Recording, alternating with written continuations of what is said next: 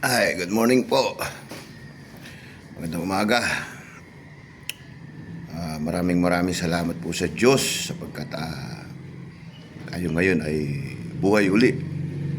Ito po yung lagi natin ipagpapasalamat. Kapag tayo gumigising sa umaga, salamat na natin yung buhay na natanggap natin sa Diyos. Opo. Kaya ako, lagi-lagi, ako po yung nagpo-post ng maraming salamat, Panginoong Hesus, maraming salamat, Amang Diyos. Ako po yun, si Kuya Dolpo nyo. Opo. So ngayon, isi-share ko po sa inyo, ngayong umaga, kung mataway nagkakape na po, at may pandesal, opo, sausaw po natin yung pandesal sa kape.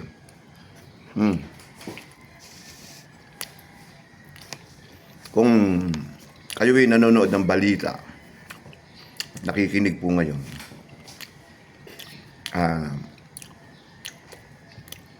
medyo nakakaroon uli po ng gulo sa gitnang silangan. Apo. Kasi ako po, nakasubaybay po ako dyan eh. Through cellphone lang ako. Binomba na naman ng dalawang bansa, nagsanib na itong dalawang bansa eh. Itong Israel at saka itong Amerika. Binomba na naman po itong, kung natatandaan natin, nung last year. Di ba? Pinasadahan ng Amerika itong bansang Iran.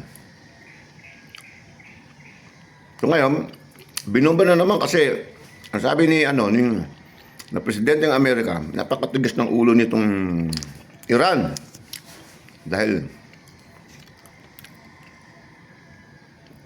yung ginagawa ng Iran, tinatawag ito ng Amerika na mass destruction.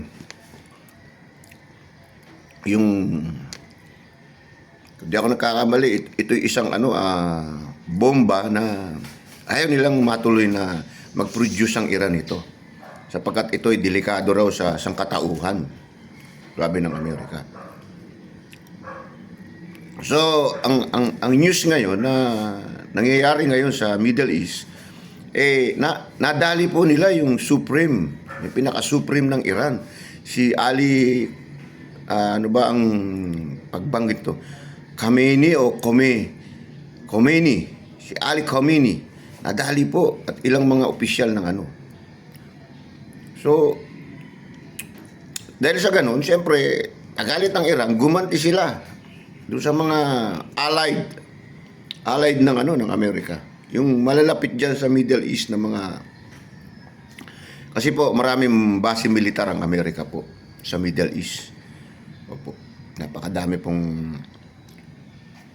base militar. So ang nangyari, maging itong Dubai, Qatar, Bahrain, Kuwait, pinasadahan ng Iran, pinadala ng mga. So, may mga tumama dun sa base militar ng Amerika. Meron din naman sa mga residential. Kaya, nananawagan ngayon ang United Nations na sa presidente ng bansang Amerika na kung maaari, stop muna yung kanilang ginagawa sapagkat ang nangyayari, yung mga walang kinalaman dyan sa ginagawa nila ay nadadamay po. Ang mga tao po, opo. Tayo na hindi naman tayo, kung maaari lang, yung ganyang gera, dapat separate yan sa isang bansa, Huwag nilang isama dun sa yung residential area. Opo, doon sila sa kabundukan, doon sila magtayo para pag nagbombahan man, doon lang sila. So, mga sundalo lang na andun. Dapat ganun po ang sistema ng ng kada bansa. So, kasi, alam nyo ba, na magpadala ng missile ang Amerika, ay ang Israel, may tinamaan pong isang school sa loob ng Iran na meron pong mga estudyante Ayon dun sa balita na napanood ko, mahigit 100 estudyante ang nadali. So, ito'y mga nilalang na katulad natin. Kawawa naman, wala naman silang kinalaman. Di po ba? Sana po, tayo mga Christian, dumalangin tayo sa Diyos na ang Diyos lang ang siya makapagpapatigil sa mga taong ito. Opo. Kahit ang United Nation, ang presidente ng United Nation, ang isang leader ngayon ng United Nation, nananawagan kay Trump na stop muna raw pag-usapan dahil ang nangyayari sa nakikita nila yung mga taong walang kinalaman nadadamay po. Opo, nadadamay. So, isa pa, kapag kaganyang nakakaroon ng hindi magandang pagkakaunawa sa Middle East, lahat po, ang buong mundo na bagamat hindi po yan tinatawag na pangkalahatang giyera, naapektuhan din po tayo dun sa mga katulad ng langis. 100%, tandaan nyo po yan. Hindi po ako nagkakamali, tandaan nyo yan. Itong linggong to, tataas ang ang supply ng langis. At pagka tumaas ang supply ng langis, parang po ito domino effect. Tataas na rin ang bilihin, maging siguro mga driver, na rin ang pamasahe nila, magtataas . Ganyan po ang nangyayari niyan . Pag tumataas yung mga hinihingi nila, nagre-request sila, bumabalik ba sa dati, bumababa? Hindi naman po Di po ba? Walang kwenta tong nangyayari ngayon na giyera sa Middle East. Opo. Hindi natin alam kung anong tunay na dahilan talaga o yung paggawa ng mass destruction na sinasabi ng Amerika na ipinoproduce ngayon ng Iran na kinakatakot ng dalawang bansa ng Israel at saka ng Amerika na baka ito magamit pagdating ng panahon. So kung ito'y tunay, maganda, pero marami nagsasabi, nag-a-analyze dito sa gerang ito. Ang katotohanan daw, ang gusto lamang ng Israel, kasi nung pa man kung susundan nyo sa Bible, itong bansang Israel, walang tigil to kakagera nung araw.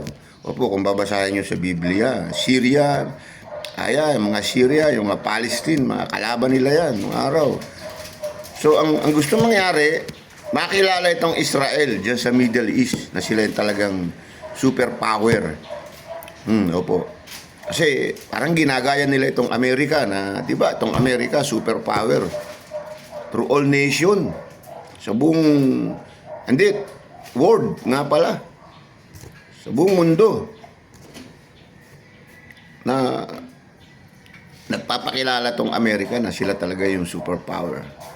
Bagamat merong mga hindi sumasang-ayon dyan, yung mayayamang bansa, yung mga maunlad na bansa ngayon, katulad ng China, katulad ng ng Russia. Siyempre, mga na rin yan, super power nation na rin yan . Kung may anong capacity ang Amerika, bagamat hindi sila pare-parehas ng capacity ng power, kaya na nilang tapatan. Opo. So, parang gano'n na nangyayari sa aking analyze din dito sa parang gustong pagharian ng Israel ang Middle East na silang makilala, na silang maging superpower. Opo. Hindi lamang po yan tungkol dun sa ayon ng Amerika na dinidevelop na isang bomba na baka raw gamitin pagdating ng panahon. Opo. Kaya tinutulungan ng Amerika. Ang aking pananaw po dyan, tinutulungan ng Amerika ang Israel upang siyang kilalanin dyan sa Middle East na siyang magkukontrol ng buong Middle East pagdating ng panahon. Opo. Kasi ang mangyayari niyan, parang ito ang tatay ang Amerika. Ang Amerika kasi siya yung nagpapakilala sa buong mundo. Buong mundo Ang Israel diyan lang sa gitna silangan, gustong makilala siya ay superpower. Pero ang Amerika, buong mundo po. Nakita niyo naman, di ba, ang Amerika, lahat merong may base militar sila kahit dito sa bansa natin, di ba? Nabuo na naman yung base militar nila rito sa atin. Sa Japan, maraming ang Amerika eh. Lalo na diyan sa Middle East. Kaya nga nung bombahin ng Amerika yung Iran, gumanti ang Iran. So anong mga natali? Ang Dubai, nasama ang Dubai. Ang Qatar, ang Bahrain, ang Kuwait. Yung mga may base militar ang Amerika, pinadala ng missile ng Iran. Yung iba tumama doon sa base militar nila, pero yung iba doon sa residential area. So kaya nga ang United Nations nananawagan na kung po pwede itigil muna yung kanilang ginagawang pagpapalitan ng padalahan ng drone, ng missile o ng mga eroplano para bombahin. Nananawagan po kasi sa totoo lang po ang nadadamay po rito yung mga tao na walang kinalaman. Gusto lamang po natin mabuhay tayo sa biyaya ng Diyos. Kaya nga kung maaari lang isegregate ang base ng isang bansa. Wag isama sa sa residential eh. Doon lang kung may area na kabundukan. Total malawak naman ang kada bansa may mga area naman na empty. Kumbaga wala pang mga tao eh. Doon sila magbase sila pag naggera sila, doon lang sila magbombahan. Oh, di ba? Doon lang sila gagawin. Huwag na nila isama yung mga residente na ang gusto lang naman natin mabuhay tayo.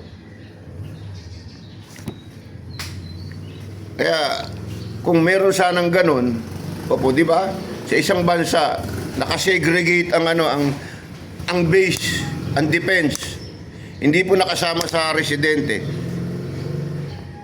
Doon lang sila sa bundok. Yung bakanting lupain ng kada bansa. Doon lang nila itayo yung kanilang base militar, yung mga panggera nila para pag naggera sila o nagpadala sila ng missile, doon lang ang bagsak. Di ba? Hindi ngayon, nakita nyo po ngayon sa balita, isang school sa Iran ang tinamaan po ng missile. Mahigit 100 estudyante ang namatay. Biro mo, wala namang kinalaman yung mga taong yan, yung mga batang yan. Di ba? Wala namang tayong mga ordinaryong mga tao. Wala naman tayong kinalaman dyan sa sigalot nila kung ano mo yung ang talagang lang natin, pakay natin dito eh. Katulad yung mga estudyante niya, mag-aral at umuwi sa eskwelahan, magpahinga pag nasa bahay. Opo. Kaya nga, kung maaari nga lang sana, kung pwedeng isegregate yung mga base ng defense sa isang bansa, para kung magigera man sila, doon lang. Doon lang kasi yan naman talaga ang pakay ng mga missile na yan eh. Targetin yung mga base para mahinto yung pag-atake nila. Opo. Mahinto yung pag-atake nila, pagganti uli nila. Kasi yung mga missile na yan, hindi naman nauutusan niya na doon lang ang punta eh. Pag pinalipad yan, basta papunta yan doon sa isang bansa na gusto nilang padalan.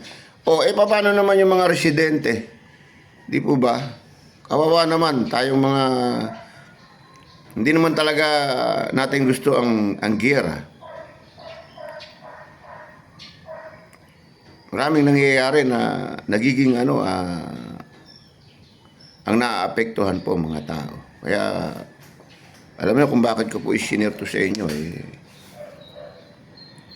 kung tayo Kristiyano, idalangin natin sa Diyos. Hindi po yung idalangin natin ng Israel Yung mga iba, pray Israel, hindi po ganoon. Bago kayo mag-suggest, mag-isip-isip muna kayo. Opo. Mag-isip-isip muna kayo. Hindi yung nagpo-post kayo, idalangin natin ng Israel. Idalangin natin ang mga tao na hindi masama sa nangyayaring gerang ito na wala namang kinalaman. Yung mga Mga tao rin yan nandiyan sa Iran na binobomba ng dalawang bansang yan, ng Israel at saka ng Amerika. Mga tao rin yan. Ginawa rin ng Diyos yan. So, hindi po nila gusto na sila masama. Katulad tayo, hindi natin gusto na masama.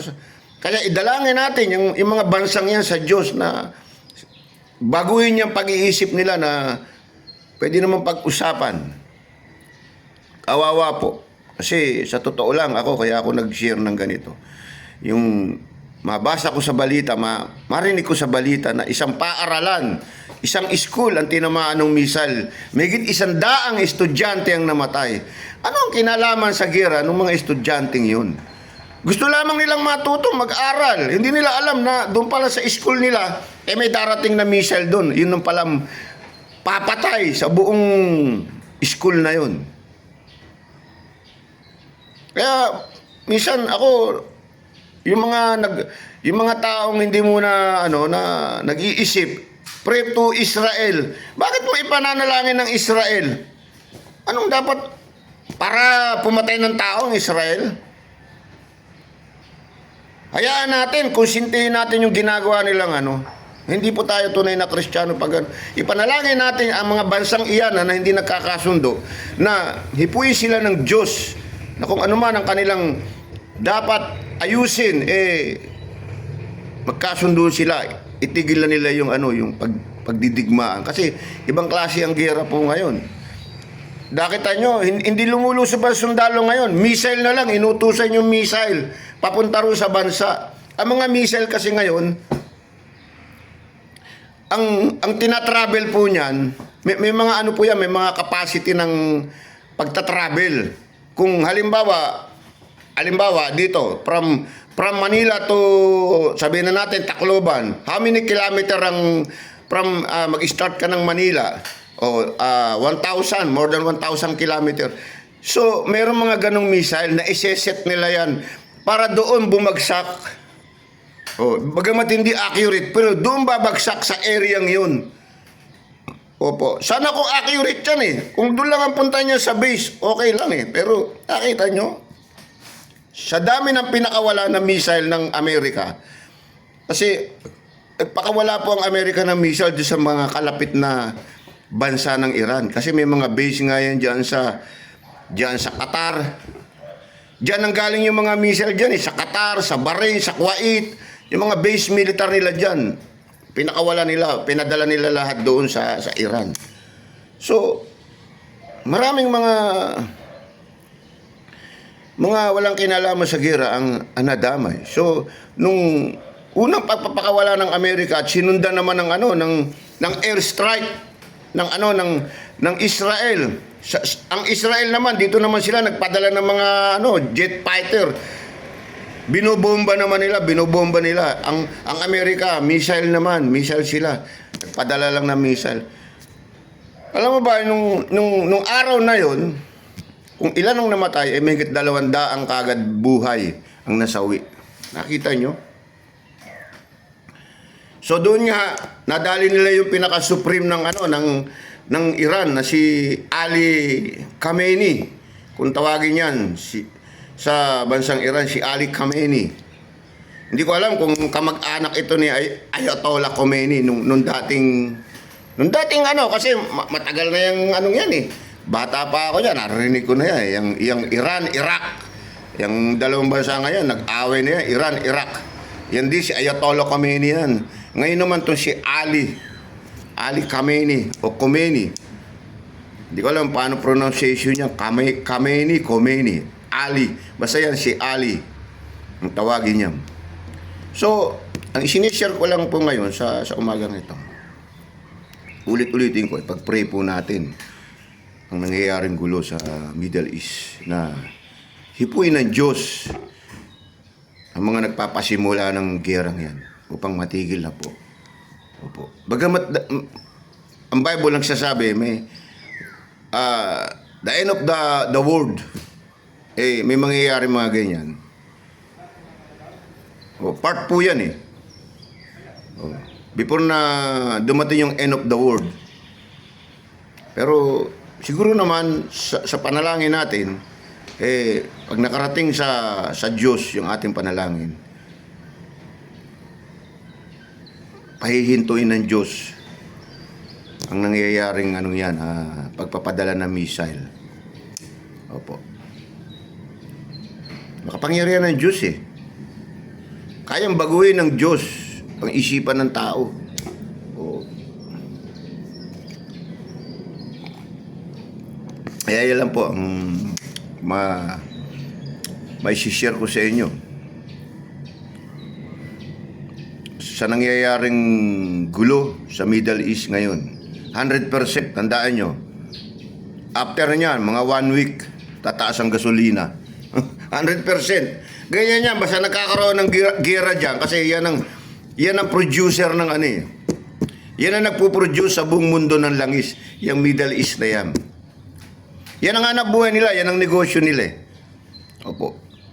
So pag nagkakaroon ng gera, naapekto ng buong mundo, nagmamahal po ang langis. Pag nagmahal ang langis, hindi lang po ang ano, kanya nga ulit-ulitin ko, parang domino effect yan eh. Maging ang mga pagkain, kasi ang electric, naggumagana yan ng ano ng langis. Oh. Malaking porsyento na sinusupply ng electric sa lahat ng gumagana nanggagaling po sa langis. Opo, maliit na porsyento lang 'yun nanggagaling sa tubig, yung tinatawag nila turbine, yung sa hangin, maliit na porsyento lang 'yan. Ang napakalaking porsyento na pagsusupply ng kuryente ay nanggagaling po sa langis. Opo, kaya mahal po ang langis, kaya mahal ang kuryente dahil binibili po ng kada bansa yung langis na ginagamit para makapag-produce ng kuryente. Opo. Tiyakan yan, hindi po ako sa manghuhula, tiyakan yan. After nung gerang niya na pagbomba ng Amerika at saka ng Israel, tataas po ang langis. Tataas ang langis sa buong mundo. So pag tumaas ang langis, tataas na rin po ang bilihin. Ganyan yan eh. Domino effect nga yan eh. Opo, domino effect yan eh. Ganyan ang mangyayari yan. Isa yan sa nagiging problema rin, nagiging sakit din sa gera. Opo. Di bali yung mayayamang bansa, lalo na yung Amerika, may sariling yan eh, may sarili silang langis.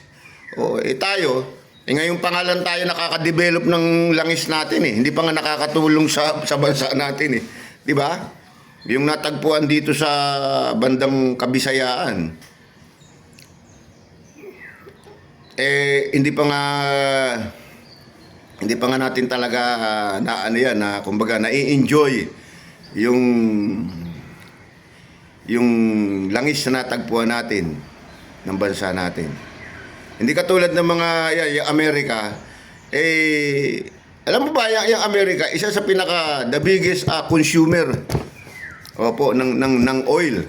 Opo, sila yung malakas kumonsumo ng langis sa buong mundo. Sila po. Kaya kahit na yan merong nakukunan ng langis, bumibili pa rin yan sa Middle East. Opo. Bumibili yan sa Kuwait. Sa Kuwait. Yung Kuwait, isa yan sa the biggest supplier. At saka yung ginigera yung Iran. Yung Iran, isa yan sa pinakamalaking nagsusupply ng langis sa buong mundo. Kasi dyan sa Middle East, yan naman talaga ang negosyo ng mga bansa dyan eh. Supplier sila ng, kung tawagin yan sa, black gold. Black gold yan, kung tawagin. Gintong itim. Po.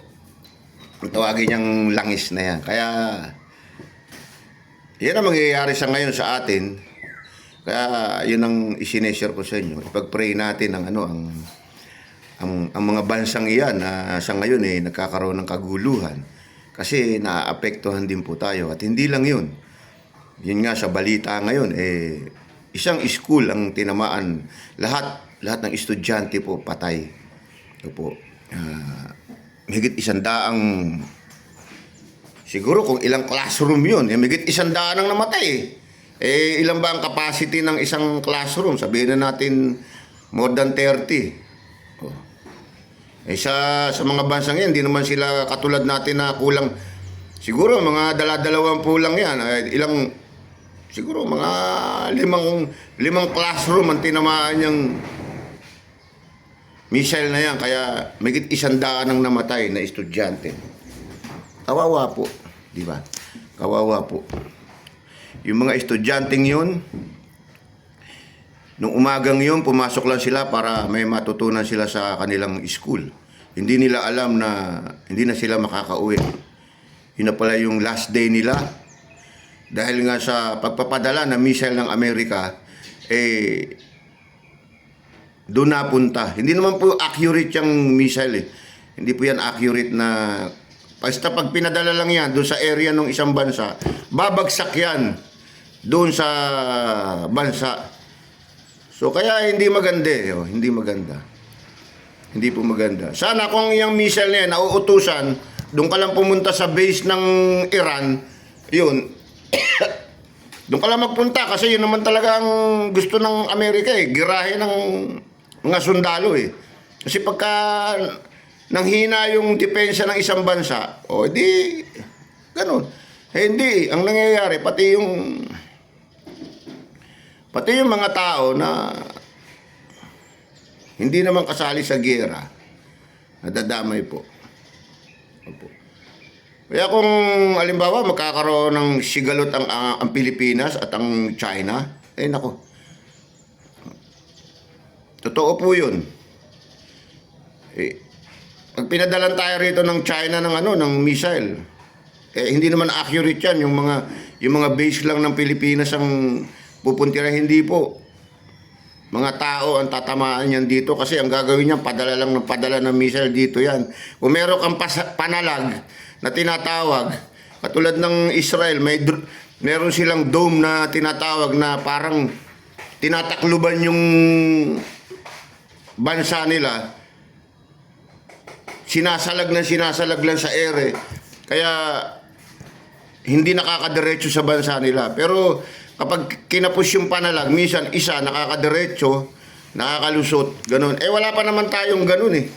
Wala pa naman tayong ganung Kasi hindi naman tayo bansang mayaman eh. Yung Israel kasi mayamang bansa na yan. Mayamang bansa na yan sa Middle East. Bagamat maliit lang na bansa kung titignan nyo sa mapa ng mundo, maliit lang po yung Israel. Opo, maliit lang po yan. Nahati nga yan sa kung ilang hindi nga magkasundo yan eh. Oo. May part ng Israel na sakop pa rin nila, kaya lang Jordan yata. Kahit na maliit na bansa lang, gusto nila mag-segregate. Liit-liit lang yan eh. Opo, maliit lang ang bansa yan. Kumbaga, ang populasyon dyan, wala sa pang-apat na populasyon natin. Maliit na bansa lang yung ang Israel. Hindi yung kasinlaki ng Pilipinas. Opo. Maliit lang yan sa mapa sa Middle East. Kaya lang po. Maraming salamat po sa inyo sa sharing ko ngayon. Sana po makiisa tayo sa panalangin sa nangyayaring gera ngayon sa Middle East. Ito naman hindi sa inyo, hindi nyo siguro masasabing hindi nyo alam kasi ito ang viral ngayon, front news ngayon. Kumbaga ibig sabihin, nabubungad ngayon na balita na nangyayaring gera sa Middle East na pinangunahan po ng Amerika at Israel. Ipanalangin po natin na matigil na to sapagkat maraming mga walang kinalaman sa ginagawa nila ang nagbubuhos ng buhay. Maraming salamat po sa inyo.